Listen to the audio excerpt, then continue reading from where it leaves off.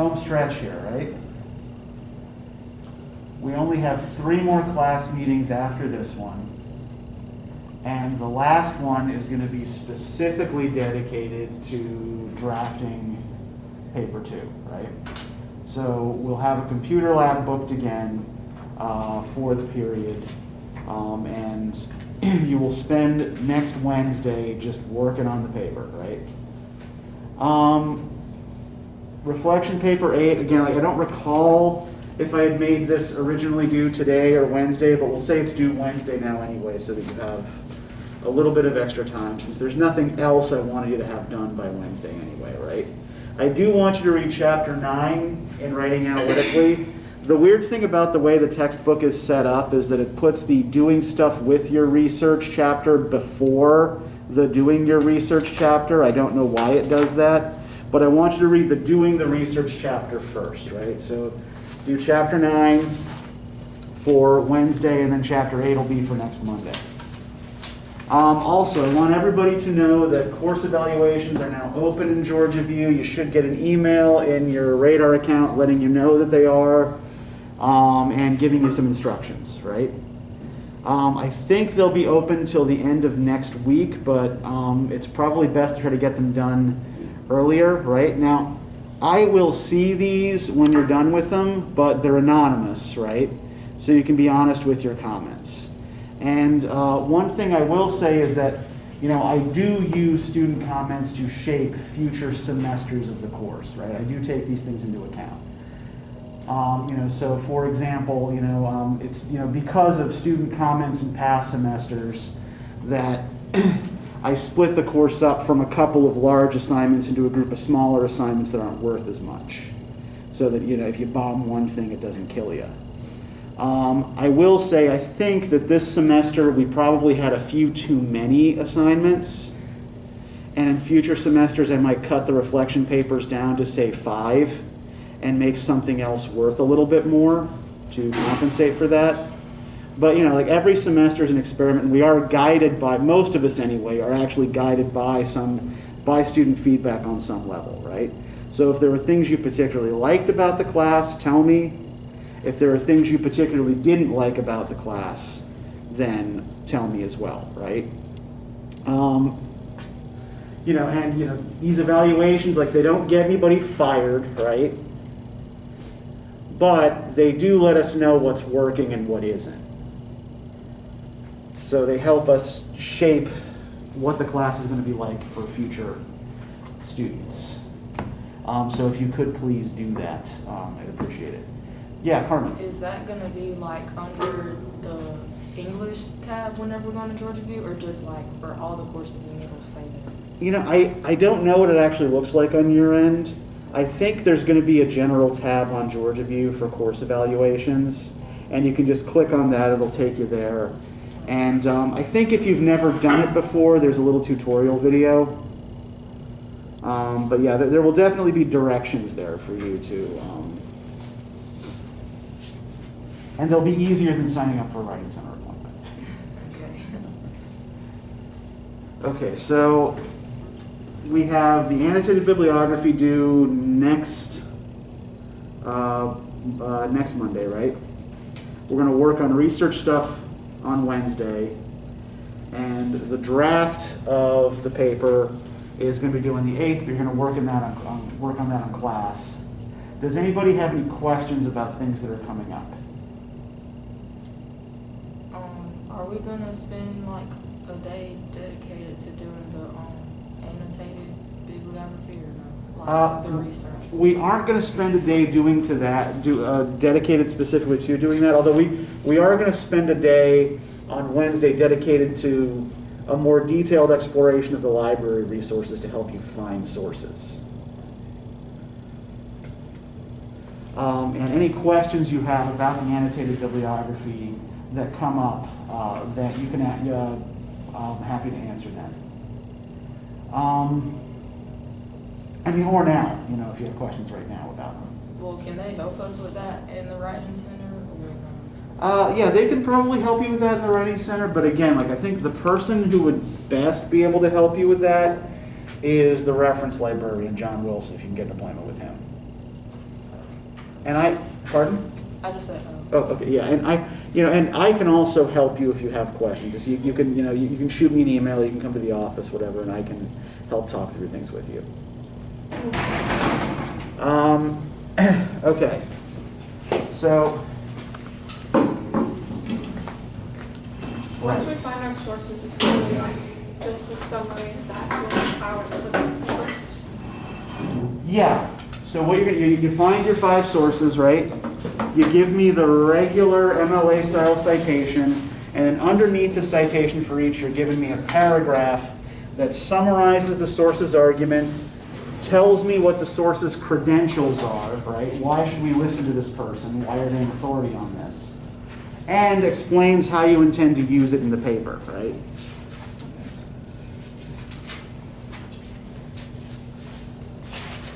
Any other questions about the annotated bibliography or any other assignment or anything that's coming up?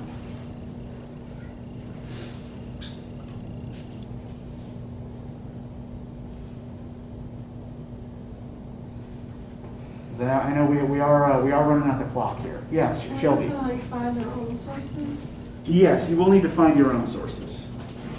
And we'll be dedicating class time on Wednesday to showing you a little bit more about how to do that. But again, I want to remind everybody again too, right? Just shoot an email.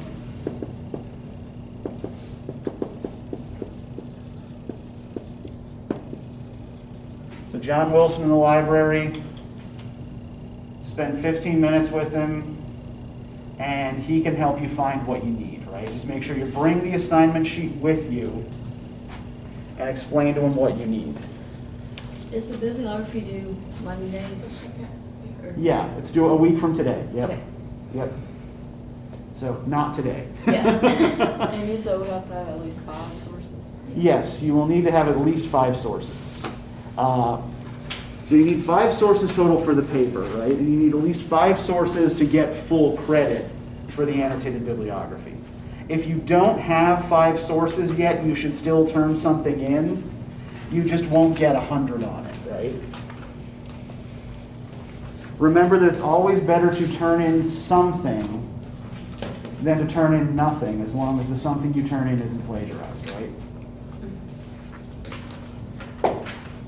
Always better to get some points than to get no points. Okay, any other questions about anything?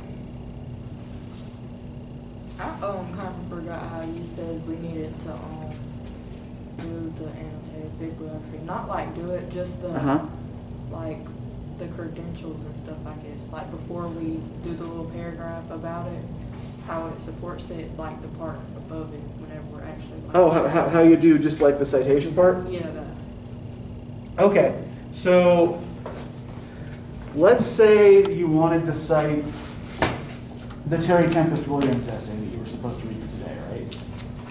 So this is what it would look like. All right, so first, author name, last name first, right? Williams, Terry Tempest, right? Then in quotes, the title of the essay, right? The Clan of One-Breasted Women.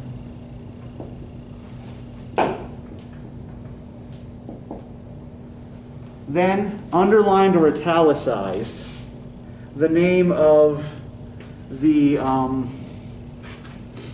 book that it's taken from, right? So in this case,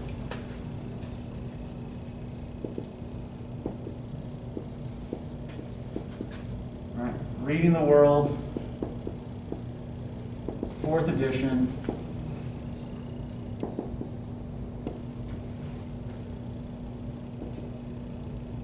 Edited by Michael Austin. Then the publisher.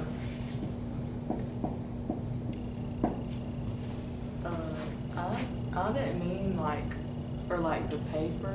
I meant like, I don't know how I'm trying to explain.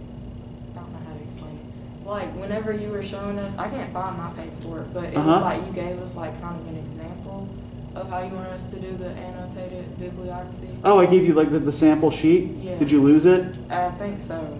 Okay. Yeah, then, just remind me at the end of class and, Never mind. oh, you have it? Okay. Yeah.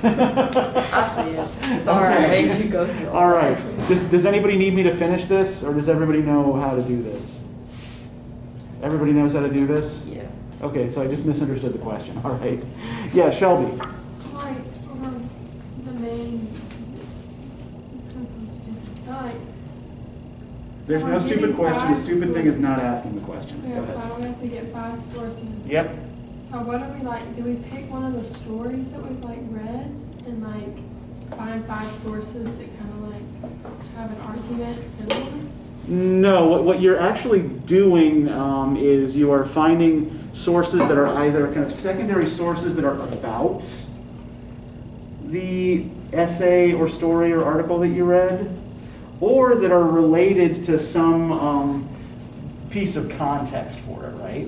So for example, if you were writing about the Terry Tempest Williams essay you read for today, right, it might help if you looked up articles or books about downwinders.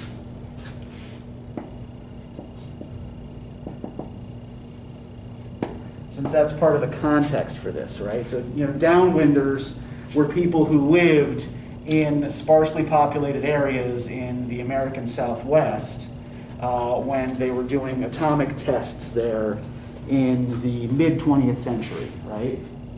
And they have unusually high rates of cancer because proper precautions weren't taken to make sure that the areas weren't contaminated, right?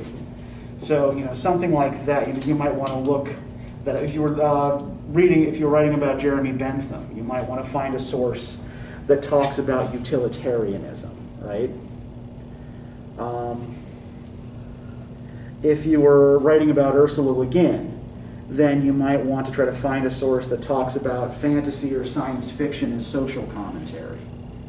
So it doesn't have to be a source that's specifically about the essay that you're talking about, as long as it's related to something important in the essay or its context, right?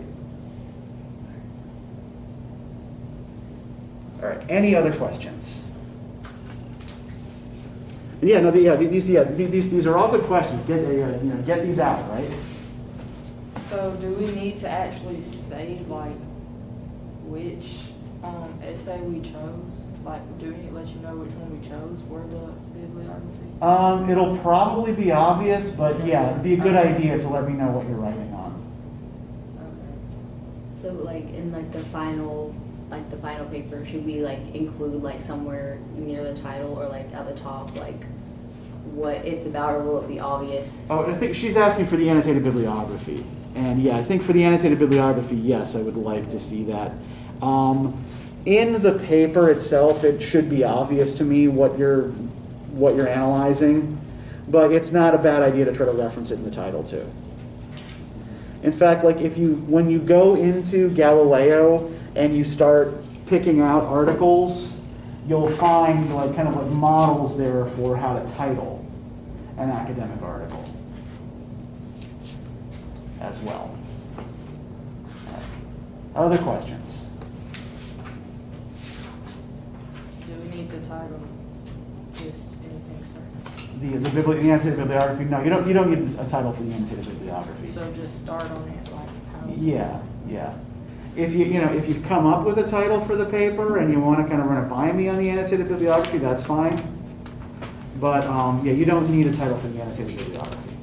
And this doesn't have to be in the 1220 and the Times New Roman stuff in double space, or does it need to still be like that?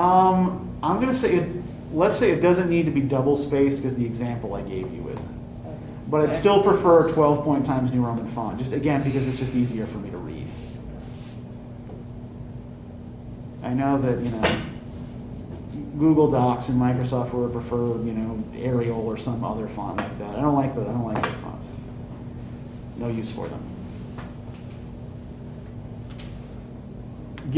Times New Roman also just kind of tends to be the academic standard font, so it's just good to get used to using it, having to switch to it. Okay, anything else?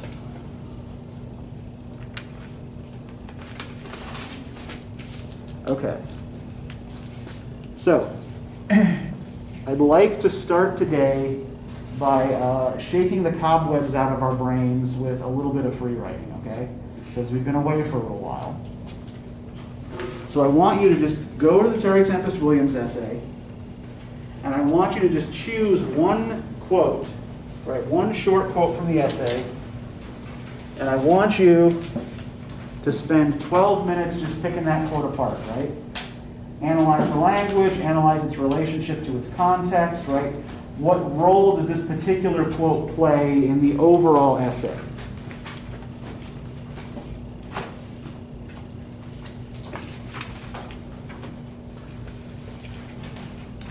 The Williams piece starts on page 256.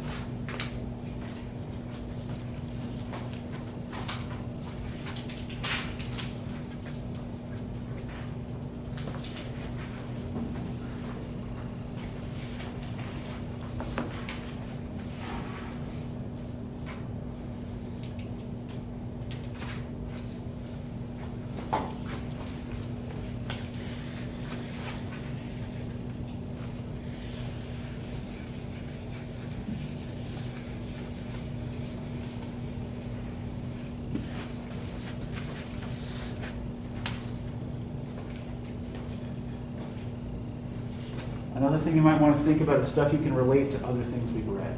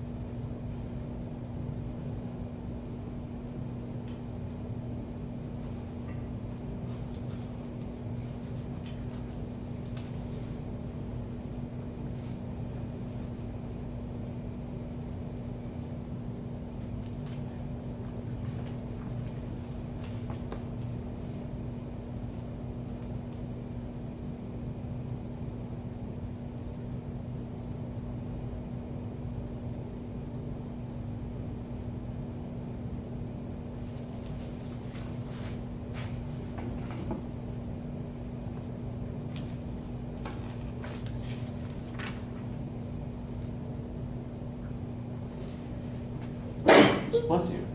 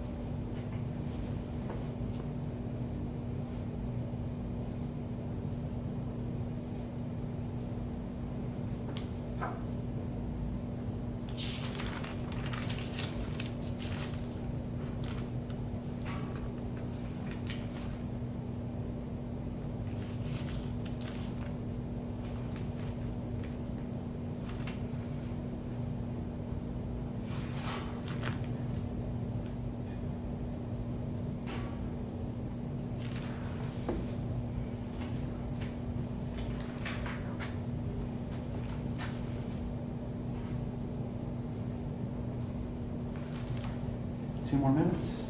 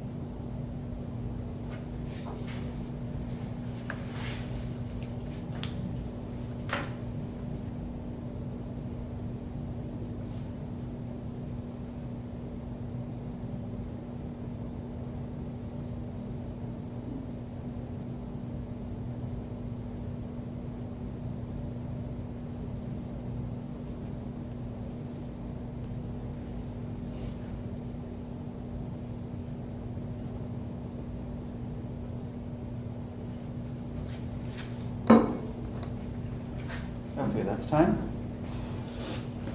All right, so who wants to go first? Okay, Hannah, thank you. What quote did you choose? Where it says, "Just let it go," Mother would say, "You know how you feel, that's what counts," on page 258. Okay. In the Terry Tempest Williams essay, we see a recurring theme of people having to keep silent due to government regulations. We see hundreds of people getting deathly ill due to their surroundings by the government doing nothing about it. William's mother would tell her to just let it go, and you know how you feel, and that's what counts. For generations, people were silenced due to government regulations while their loved ones were dying because of it. But Williams also tells us of the people who did speak out against the government and their deathly experiments. They could not live in their silence anymore, a lot like Ande Lord writes in her piece, The Transformation of Silence into a Language in Action, where she argues that remaining silent is in fact the worst thing someone can do.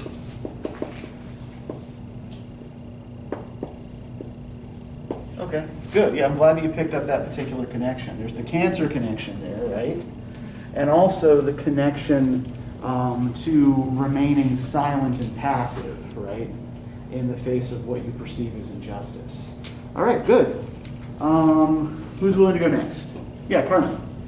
I had chose the quote, "The price of obedience has become too high."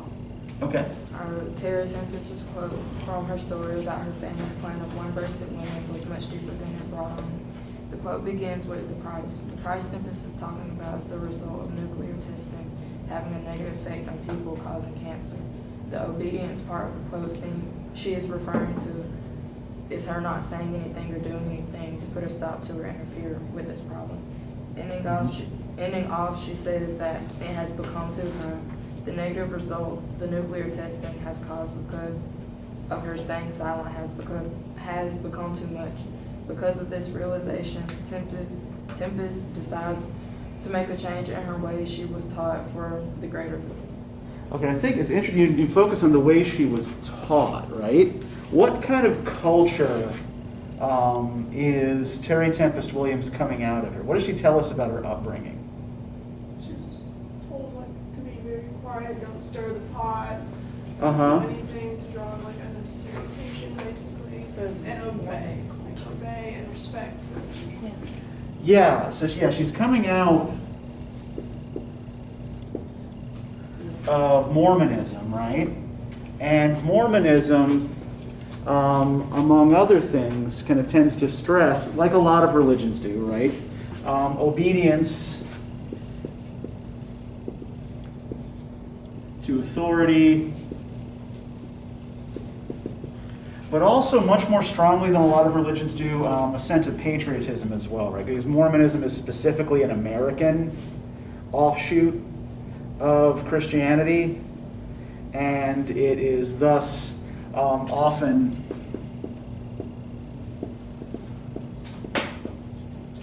very sort of like closely tied to patriotism and nationalism, right? She also talks a little bit about the Mormon diet here, right? Like the dietary restrictions that Mormons live under.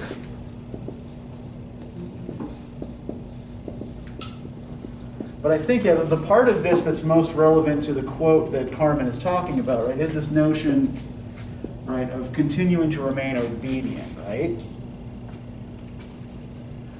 Although that's also noted here as being part of the general cultural tenor of the times as well, right? So these nuclear tests are taking place primarily in the 1950s, right?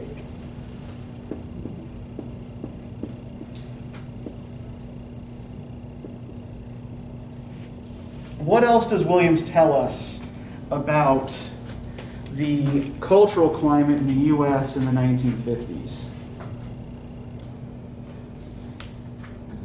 Particularly if we look at page 257, the paragraph that starts with it is a well-known story in the Desert West.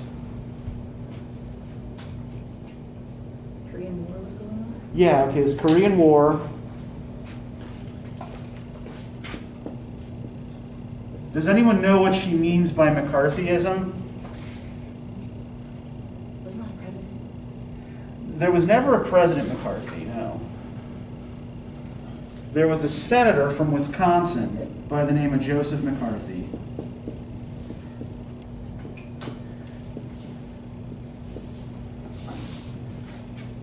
And McCarthy was the chair of the Senate subcommittee on un-American activities.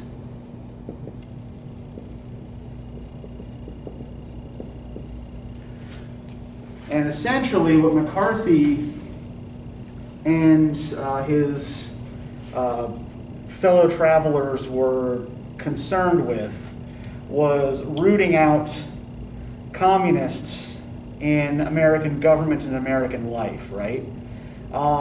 So they wanted to try to uncover, like, you couldn't actually put anybody in jail for being a communist because it was not then and is not now illegal to be a member of any particular political party. But they could call people out and publicly shame them and cause them to lose, say their jobs, their security clearances, things like that, right? So there's the Korean War, there's McCarthyism, and she mentions the Cold War being hot as well, right? So what all of this speaks to, the Korean War was essentially a kind of proxy war between the U.S. and the Soviet Union, right?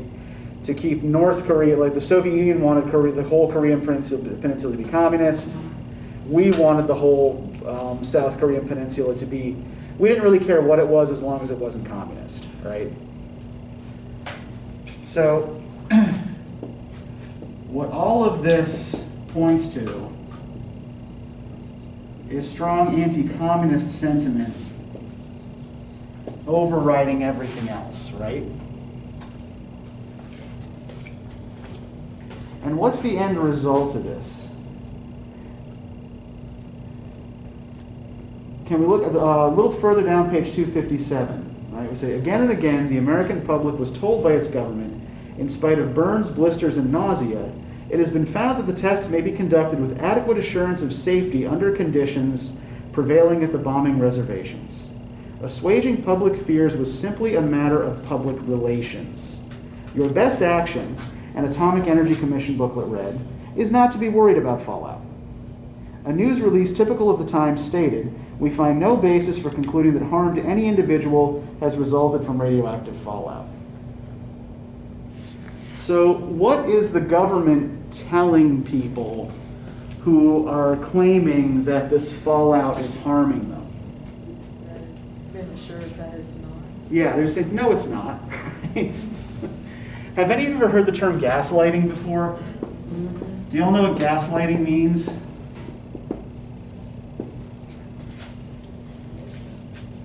Okay, so it's a term we hear thrown around a lot now, right? But it's probably a good idea then to know exactly what it means if somebody says you're being gaslit, right? Or someone's trying to gaslight you, right? So gaslighting, the name comes from a movie in which exactly this sort of thing happens. But gaslighting is trying to convince someone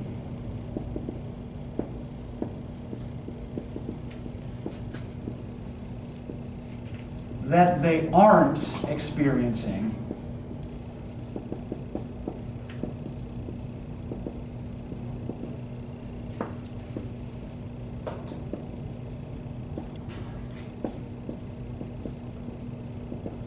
what they are experiencing. So kind of like manipulation. Yeah, it's a kind of manipulation, right? But it's a specific style of manipulation, right? Where someone complains to you that something is happening to them, and you convince them that it's not, right? No, this thing you say is happening to you is not actually happening to you, right? And that's pretty much what Williams here depicts the government as doing, right? I have burns and blisters all over my body from this fallout. No, you don't. That's from something else. Okay, so we got some good stuff up here to work with. Who wants to go next? Who's willing to go next? I think. Yeah, thank you, Meredith. I chose to quote, children growing up in American Southwest drinking contaminated milk from contaminated cows, eating from the contaminated breast of their mothers. My mother, members years later of the clan of one-breasted women. Okay.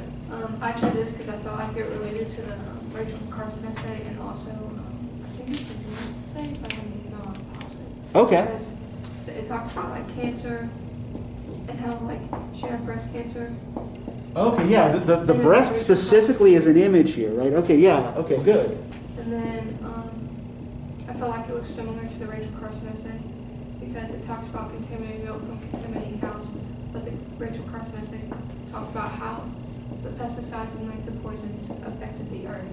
Uh-huh. And so I feel like that kind of tied it together. Yeah. And so, yeah, so Carson, yeah, is talking about like the big effects on ecology of chemical changes, right? And Williams is talking more about the effects of these things on human beings, right? So Carson's talking mostly about animals and plants. But Williams is bringing it down to like what this is doing to people, right? Yeah. It's like, okay, like you want a reason to do something about this, right? Okay, this is how this specifically affects human beings, right? And not just human beings here in this case, right, but her own family. Now I want to just kind of sit for a minute also with the breast and milk image here as well, right? In part because of the title of the essay, right? Clan of the one-breasted women.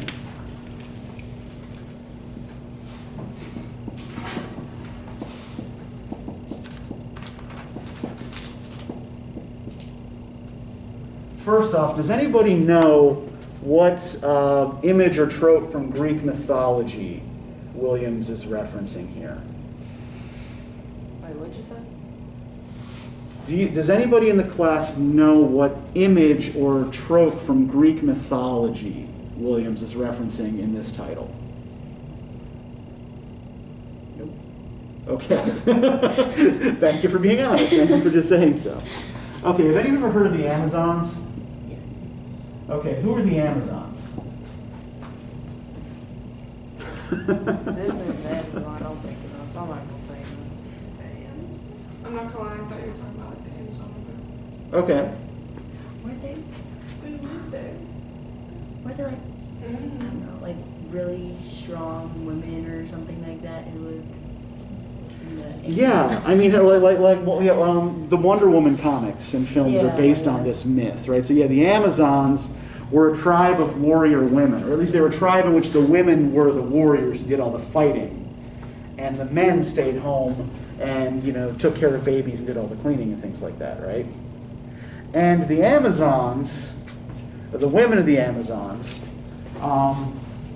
in order to become better archers, so they didn't have something in the way when they tried to pull back their bowstrings, would cut off one of their breasts. So there's a similar image here, right, to the Audre Lorde, I am not a casualty, I am a warrior thing here, right? That instead of being a passive victim of this family cancer, right, this is something that I can use to make me into a warrior. What about the word clan? What's a clan? People associated with each other. Yeah. And what's the association between members of a clan typically? Common interests, common goals. Well, it's actually something even simpler, more basic than a common interest or goal. What's the most basic unit of social organization?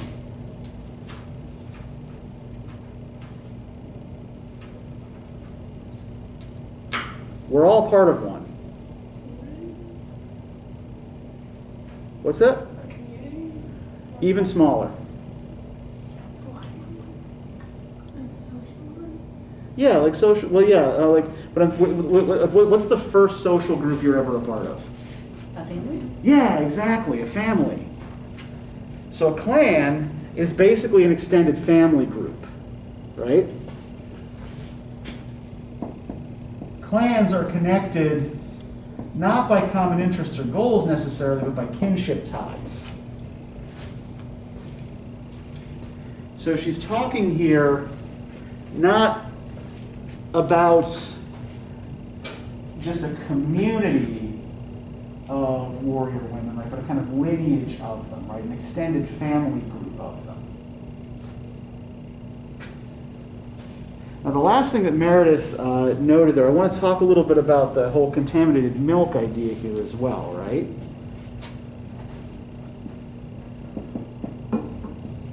What kind of ideas do we tend to associate with milk?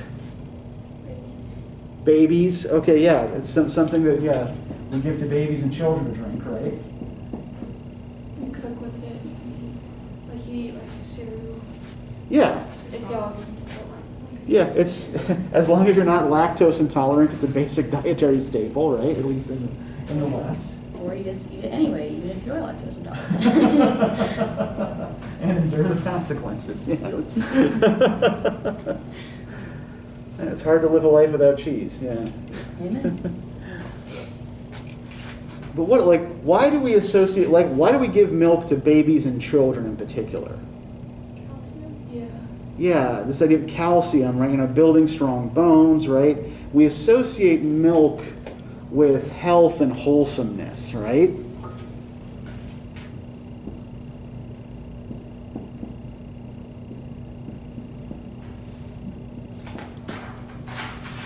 And also with mother love.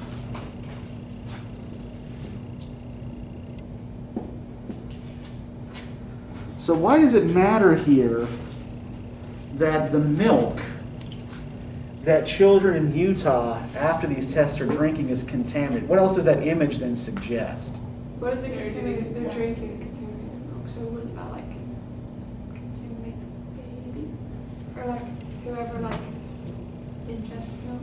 Yeah, and like all of these ideas that we associate with milk are also contaminated by this kind of broad cultural and self-deception over the nuclear fallout, right? That there's a broader contamination at work here, and it's working in part, according to Williams, through her own religion's embrace of wholesomeness, right, and not making waves, and being agreeable and obedient.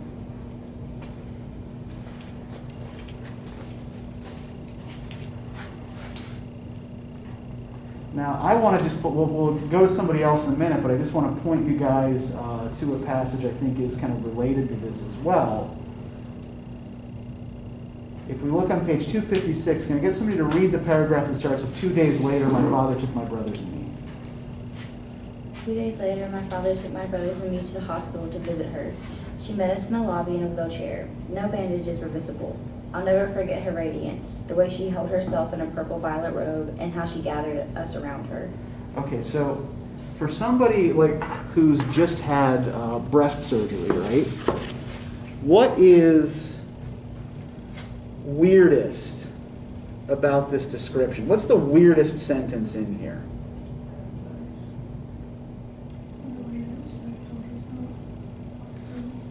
Okay, she's holding herself with dignity, right?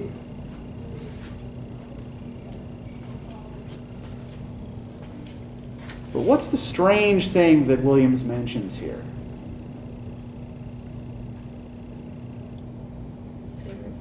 There What? were no bandages visible? Yeah, no bandages were visible, right? Why does she say no bandages were visible? What does that indicate she knows? It was like under her robe or something? Yeah, that she knows the bandages are there, right?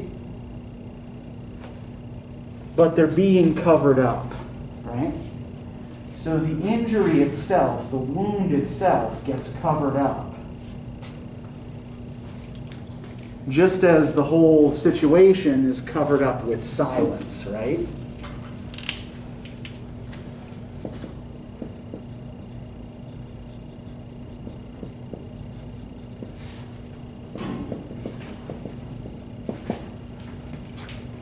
And then, her mother makes no reference to what has actually happened to her, right? She says, "Children, I am fine.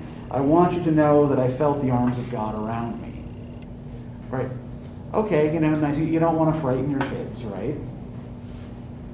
but at the same time, it means they're not addressing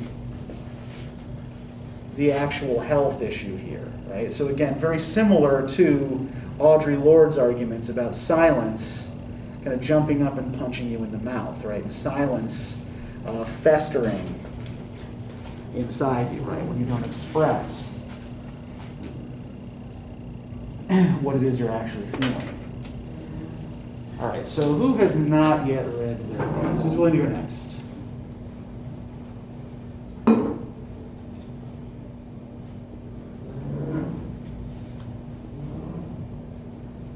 And silence fell.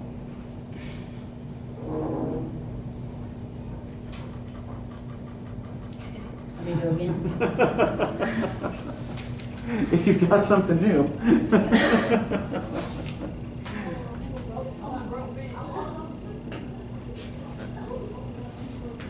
I have a question. Wouldn't Yeah, the shoot. Rachel Carson essay also go with like all like the wars and stuff like that? Yeah, absolutely. And I think the primary difference there is in the relationship in time, right? So when Carson is writing, it's in the early 60s, so all of this is still very much alive and happening, right? When Williams writes, it's in 1990. And so the whole cultural atmosphere in 1990 is different, right? Now, y'all are a lot younger than I am, so you probably don't remember. Like, actually, most of you weren't born yet when these things were happening. And I just realized that, and it made me feel incredibly old. But yeah, in 1989, the Berlin Wall fell, right, that separated capitalist West Berlin, capitalist democratic West Berlin from communist East Berlin, right? In 1990, the Soviet Union collapsed.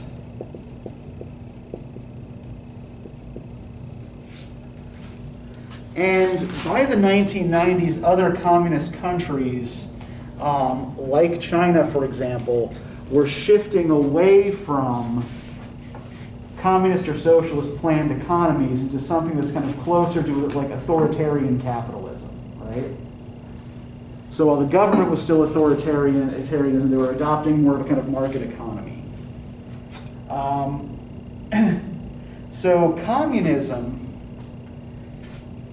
to an American readership, doesn't seem like as much of a threat in 1990 as it did in the 1950s and the 1960s, right? You know, people aren't doing duck and cover drills anymore. Yeah, because that's going to save you from nuclear fallout, right? Just hide under your desk. It'll be great. And yeah, so the idea of communism as a serious geopolitical rival to market capitalism is no longer viable, right? At least in 1990. So Williams is writing from a space in which in some ways it's safer to critique the practices of the government in the 1950s than it would have been when Carson was writing. And where she kind of has the benefit of hindsight there as well, right? So that Carson is kind of ahead of her time and is looking forward. Williams is looking backward here and not liking what she sees, and tracing actions in the past to problems in the present.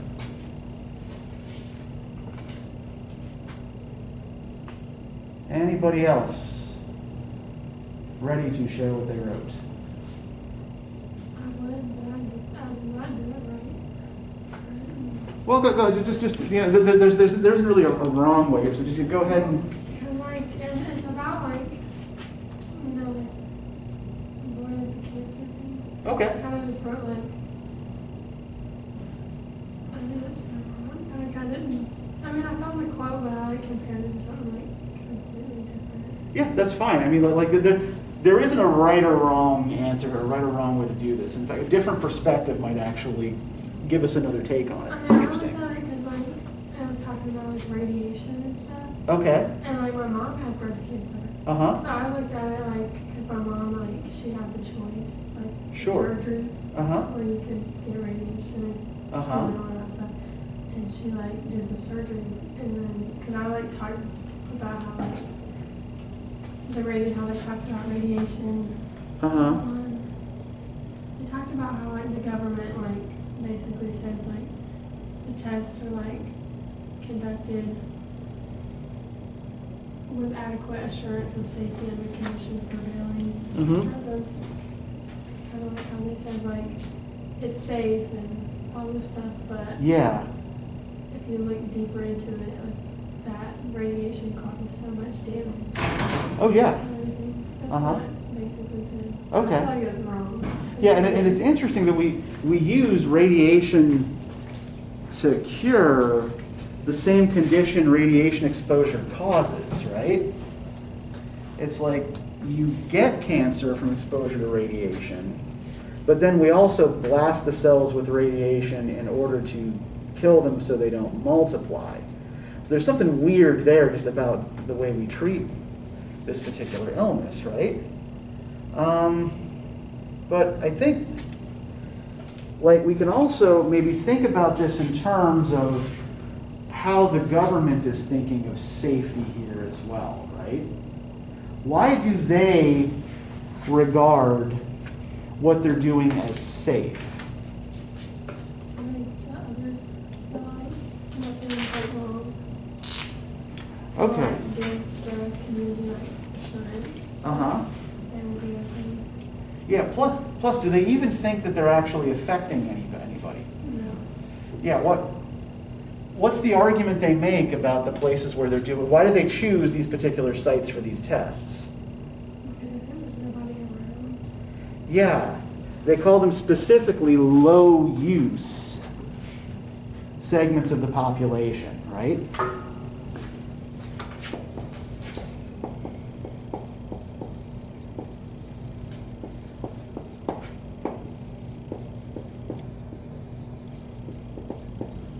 Right. We're doing this out in the desert, right? Hardly anybody lives out in the desert. They'll be fine. But what is the use of the term low use segments of the population acknowledge here? But there's still some. Yeah. It's not no use, right? They're still forced to acknowledge that somebody does live there. And there's somebody who is likely to be affected by these tests. Right? Not only were the winds blowing north covering low segments of the population with fallout and leaving sheep dead in their tracks. Why would she specifically mention sheep here? What kind of ideas do we associate with sheep? Has anybody ever shouted at you, "Wake up, sheeple"? No? Okay. It's an experience you've yet to have. What does that mean? What's that? What does that mean? Well, think about it. Like, what characteristics do we associate with a sheep? Sleepy. Okay, kind of sleepy, right? They don't do much, right? Do we tend to regard sheep as very intelligent? No. Yeah, sheep are dumb, right? Oh, that's mean. Sheep are dumb, and sheep are also, like, as long as sheep are also pretty easy to herd and keep in line, right? They're obedient.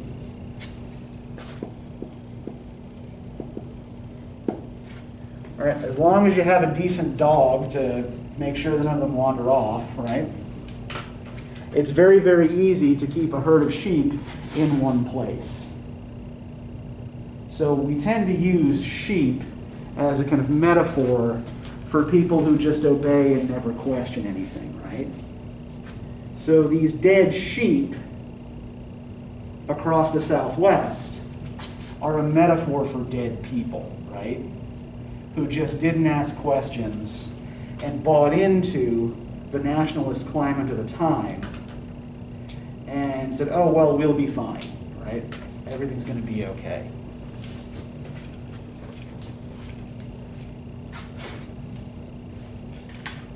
So,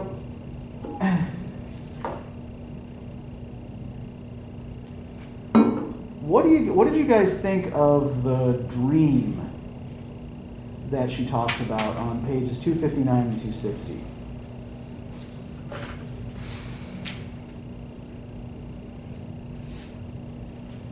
One last thing on page 259 here, because I think we can relate this to something else we've read as well, right? When the Atomic Energy Commission described the country north of the Nevada test site as virtually uninhabited desert terrain, my family and the birds at Great Salt Lake were some of the virtual uninhabitants. So we can connect these ideas, I think, to Jeremy Bentham and also to Ursula Le Guin. Right. What was Bentham's big idea? What was his big argument? Yeah, utilitarianism, right? So what does Bentham think is good and what does Bentham think is bad?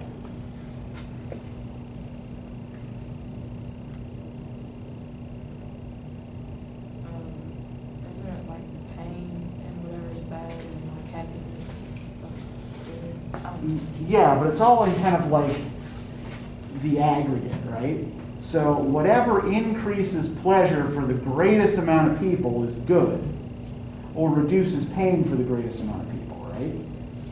So these virtual uninhabitants, right, this small number of people in the desert Southwest are being asked to make a sacrifice in the interest of everyone else's national security, right? So for Bentham, this would be an acceptable state of affairs, probably, right? Right? This would meet that principle of utility, right? A small number of people are suffering for something that benefits everybody else. But what Le Guin does is take that suffering person, right, on whom everyone else's happiness is built, and give it a face, right, with the child in the dark room. And Williams is doing something similar here, right? She and the other women in her family who have suffered from cancer and from, precancerous tumors and things like that, right? The other inhabitants of the desert Southwest, they're the child in the dark room, right? They're the ones whose health, safety, and happiness were sacrificed in the interest of national security. So she's following a similar strategy here to Le Guin, right? She is disproving these Benthamite arguments by putting a human face on an abstraction. Right? This isn't just an idea. These people aren't just numbers on a spreadsheet. Right? They're real people who suffered real harm from this. Okay, so with the time we got left, let's look at this this dream that she has. Starting on page 259. What do y'all think of this?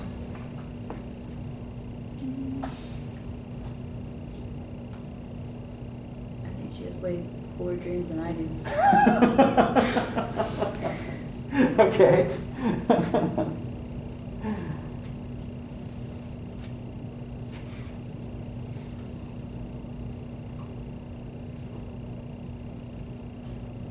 All right, just look it over again, sit with it for a minute, and see what you think of it.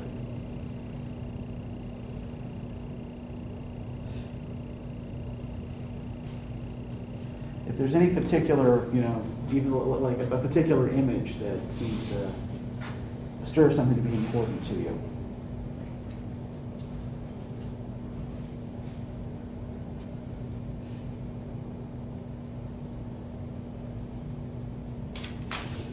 It sounds kind of like religious, almost. Okay. What seems religious about it to you? They sang a song, Okay. and then the woman danced and drummed and sang for weeks. Okay, there's the chanting and the dancing, right? And it's over a long period of time.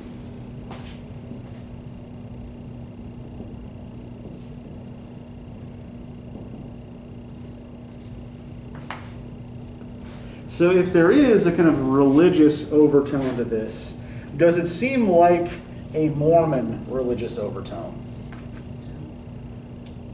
Does it seem like any kind of conventional Christian religious overtone? What's that? Pentecostals. Okay.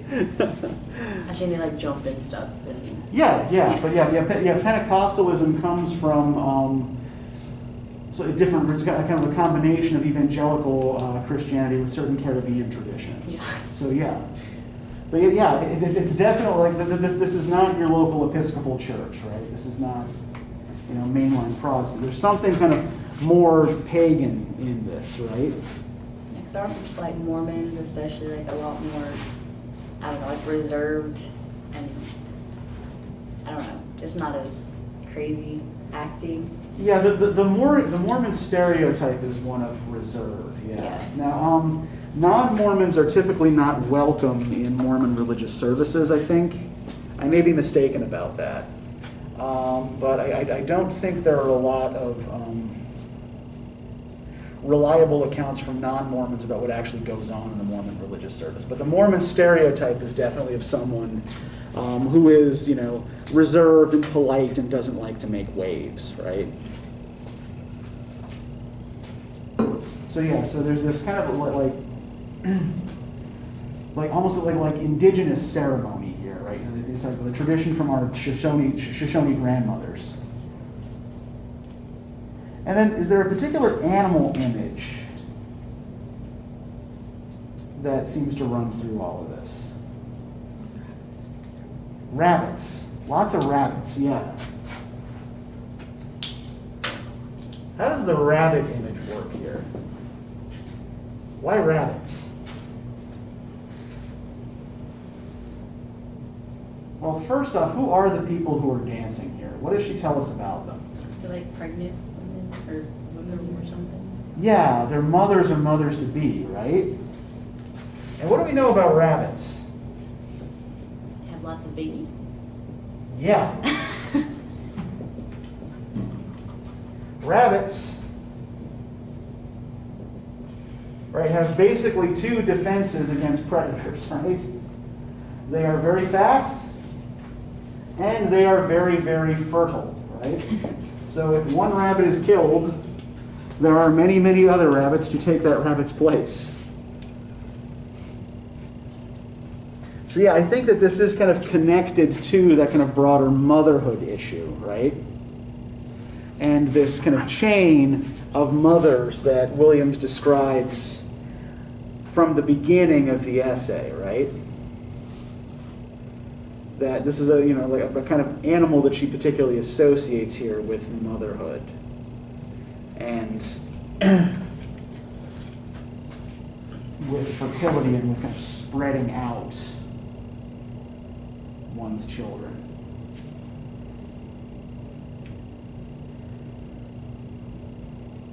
And they're trying to take over this town called Mercury that forbids pregnant women and children to enter because of radiation risks.